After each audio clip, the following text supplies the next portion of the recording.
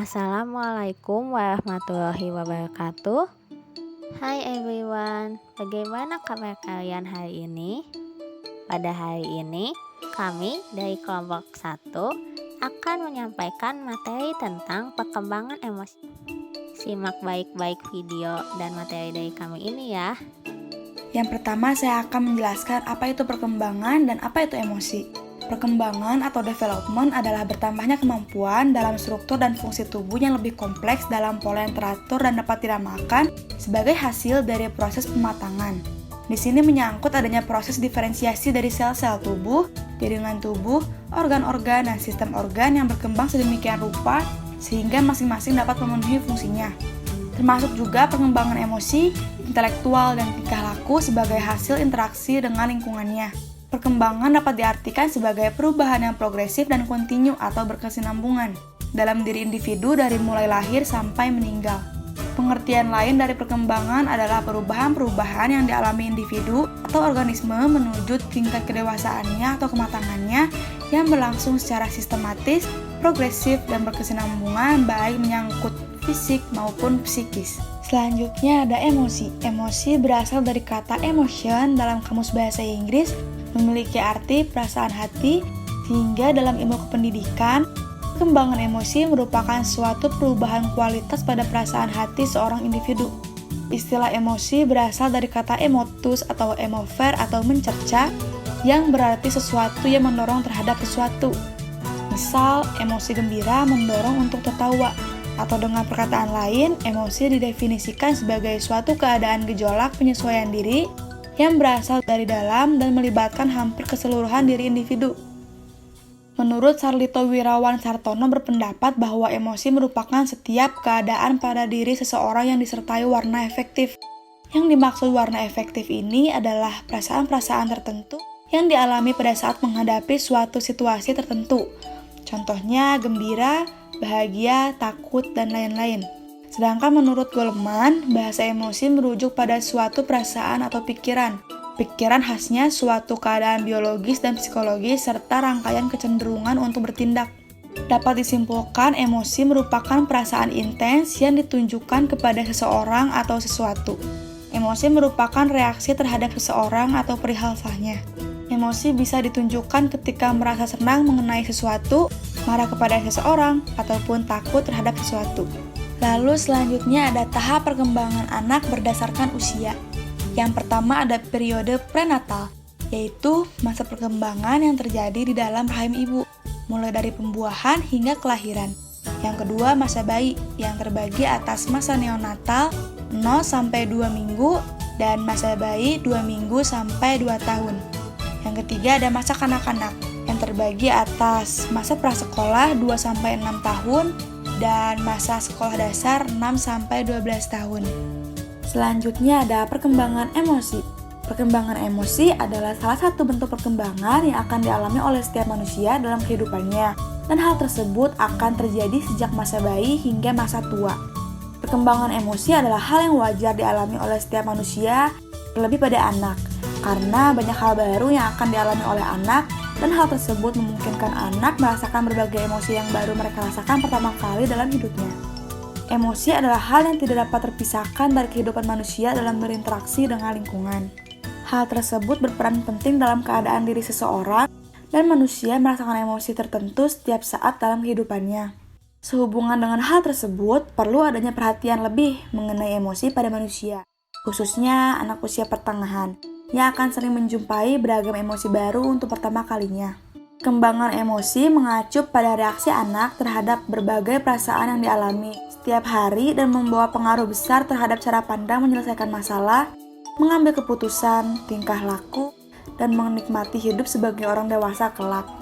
Menurut Children Therapy and Family Resource Center, perkembangan emosi anak adalah salah satu tahap tumbuh kembangnya untuk berinteraksi dengan orang lain dan mengendalikan emosinya sendiri.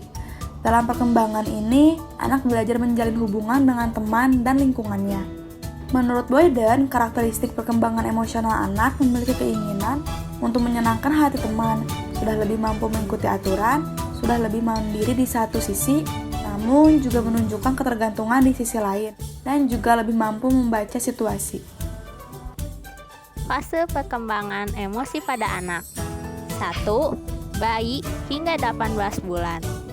Pada fase ini, bayi butuh belajar dan mengetahui bahwa lingkungan di sekitarnya aman dan familiar. Perlakuan yang diterima pada fase ini berperan dalam membentuk rasa percaya diri, cara pandangnya terhadap orang lain, serta interaksi dengan orang lain. Yang kedua, 18 bulan hingga 3 tahun. Pada fase ini, anak mulai mencari-cari aturan dan batasan yang berlaku di lingkungannya. Ia mulai melihat akibat perilaku dan perbuatannya yang akan banyak mempengaruhi perasaan dalam menyikapi posisinya di lingkungan. Fase ini, anak belajar membedakan cara benar dan salah dalam mewujudkan keinginannya.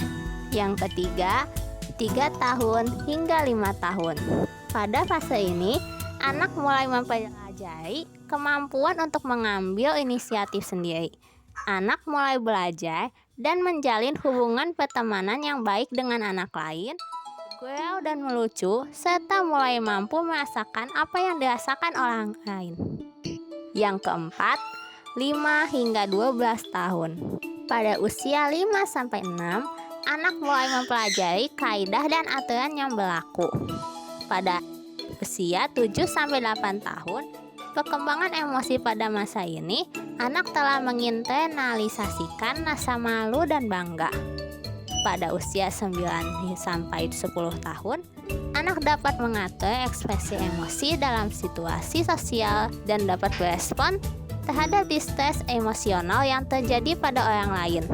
Pada masa usia 11-12 tahun, anak tentang baik buruk, tentang norma-norma aturan, serta nilai-nilai yang berlaku di lingkungannya menjadi bertambah dan juga lebih fleksibel, tidak sekaku saat usia anak-anak awal.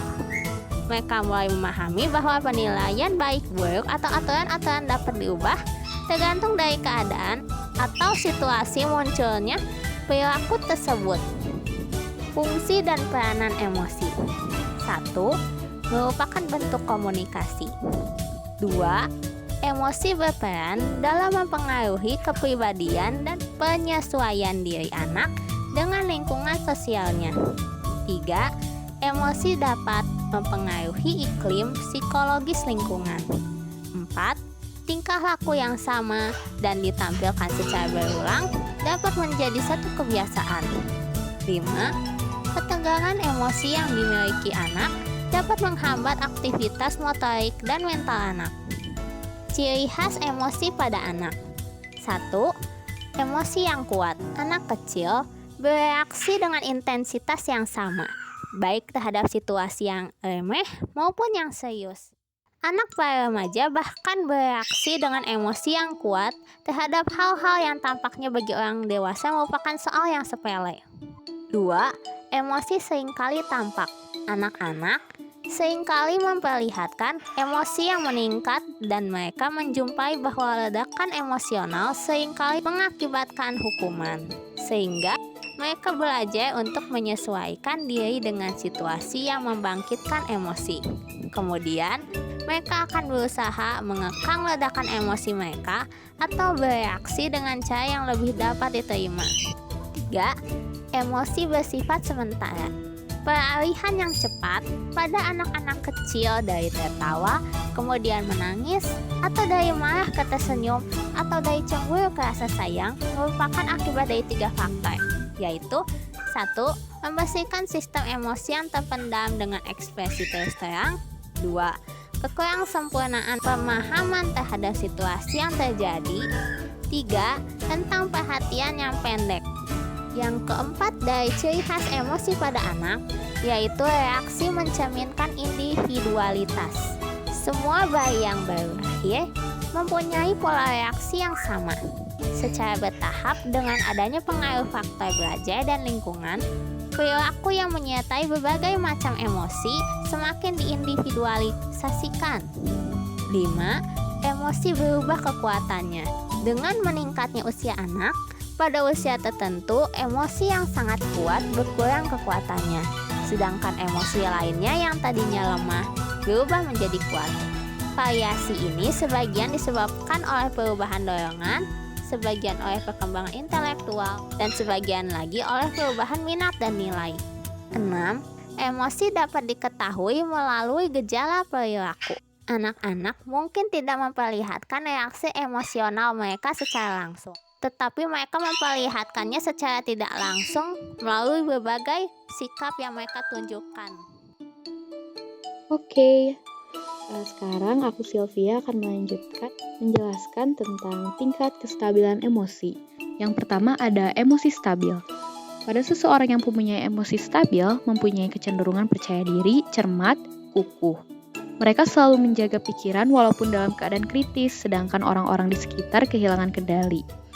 Yang kedua ada emosi stabil rata-rata, yaitu seseorang yang mempunyai derajat rata-rata tingkat emosional mempunyai kecenderungan emosi, keseimbangan yang baik, sabar, tak memihak, berkepala dingin. Mereka tidak kebal atas rasa khawatir dan terkadang menunjukkan emosi yang aneh. Namun ini adalah pengecualian daripada kebiasaan.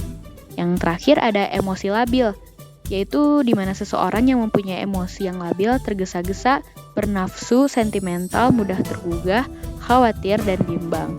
Mereka mungkin agaknya tertekan oleh kehidupan. Hal ini membuat mereka mudah terkena hal-hal negatif dan positif, sekaligus kerap dipengaruhi oleh tragedi dan kesenangan serta tidak ada upaya untuk bereaksi mengatasi peristiwa-peristiwa tersebut dalam hidup.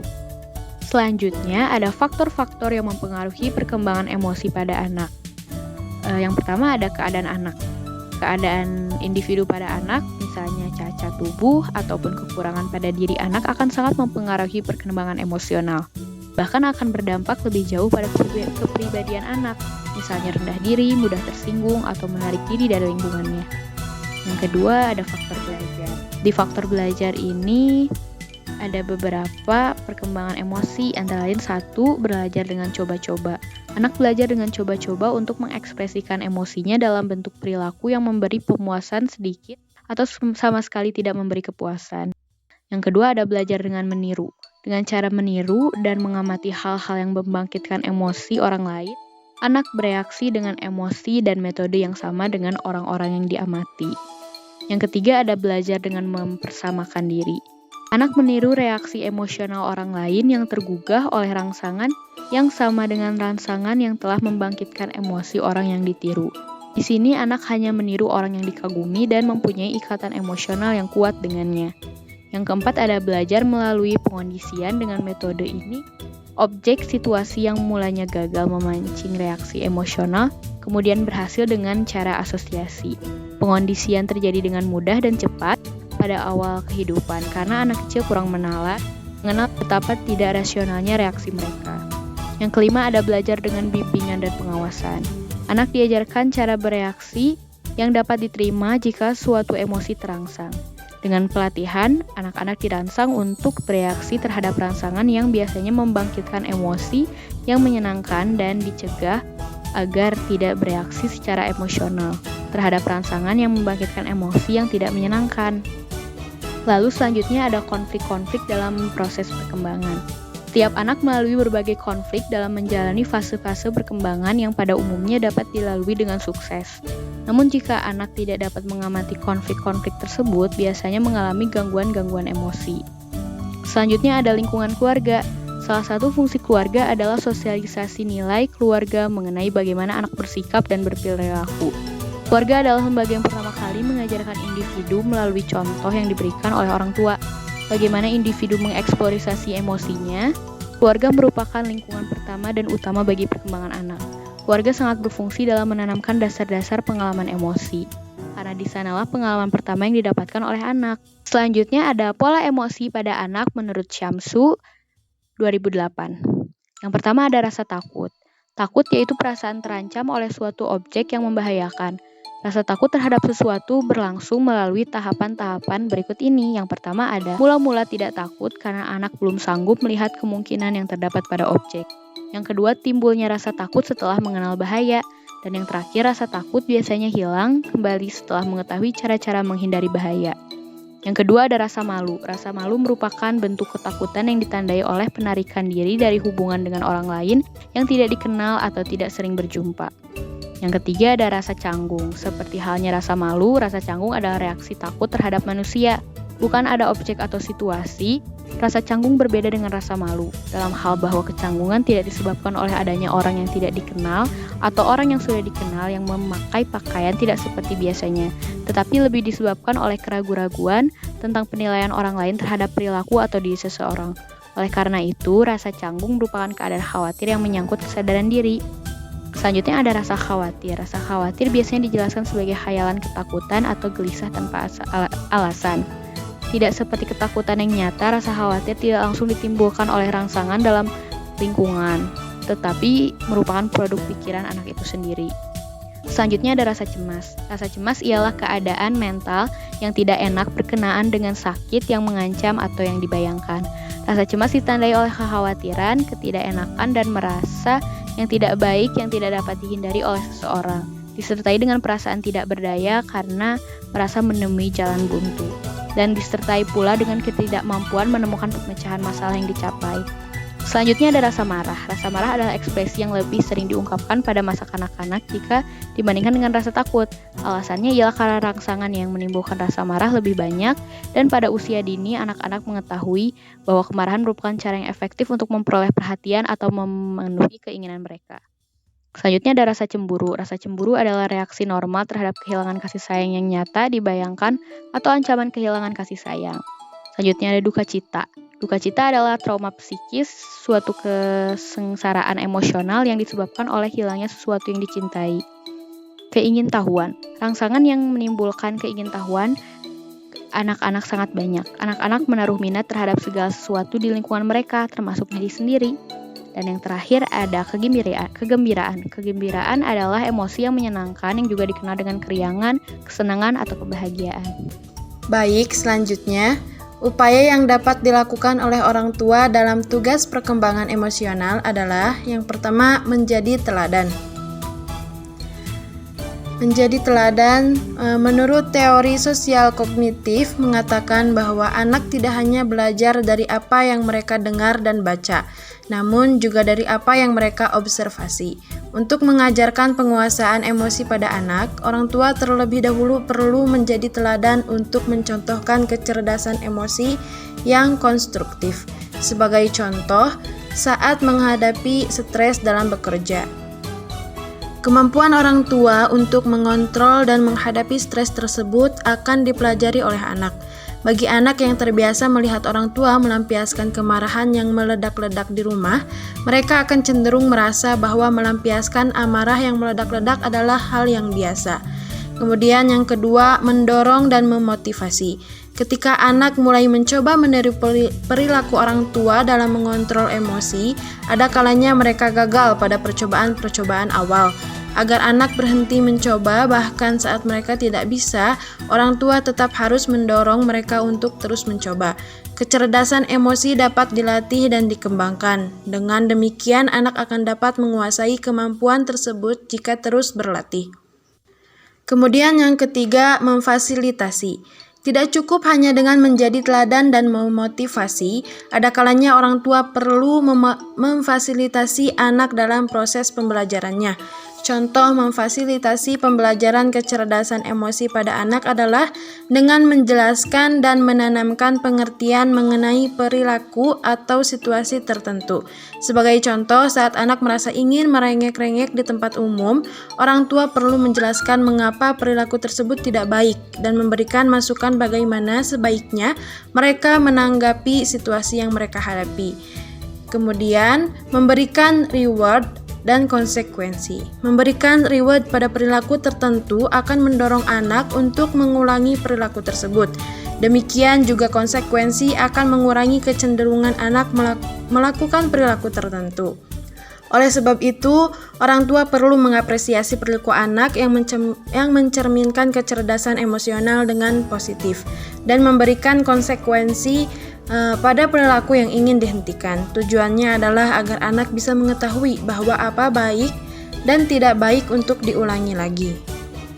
Selanjutnya, kesimpulan dari materi kali ini yaitu setiap manusia yang lahir akan berkembang dari segi fisik, kognitif, sosial, dan juga emosi hingga nantinya dewasa dan menjadi karakter yang kuat dalam hidupnya. Pembentukan karakter ini tak lepas dari perkembangan emosi yang terus berjalan sesuai dengan apa yang dirasakan dalam setiap prosesnya. Perkembangan emosi mengacu pada reaksi anak terhadap berbagai perasaan yang dialami setiap hari dan membawa pengaruh besar terhadap cara pandang menyelesaikan masalah, mengambil keputusan, tingkah laku, dan menikmati hidup sebagai orang dewasa kelak. Emosi anak pun memiliki ciri khas antara lain. Yang pertama, emosi yang kuat, kemudian emosi yang seringkali tampak, emosi bersifat sementara, reaksi mencerminkan individualitas, emosi berubah kekuatannya, emosi dapat diketahui gejala perilaku. Oleh karena itu, peran orang tua juga sangatlah berpengaruh terhadap perkembangan emosional, yaitu menjadi teladan, mendorong dan memotivasi, kemudian memfasilitasi dan memberikan reward dan konsekuensi. Demikian yang dapat kami sampaikan. Saya kembalikan kepada moderator. Materi yang kami sampaikan sudah cukup sampai sini. Nah, bagaimana teman-teman? Semoga materi yang kami sampaikan ini bermanfaat ya bagi kalian. Terima kasih banyak sudah mendengarkan. Wassalamualaikum warahmatullahi wabarakatuh.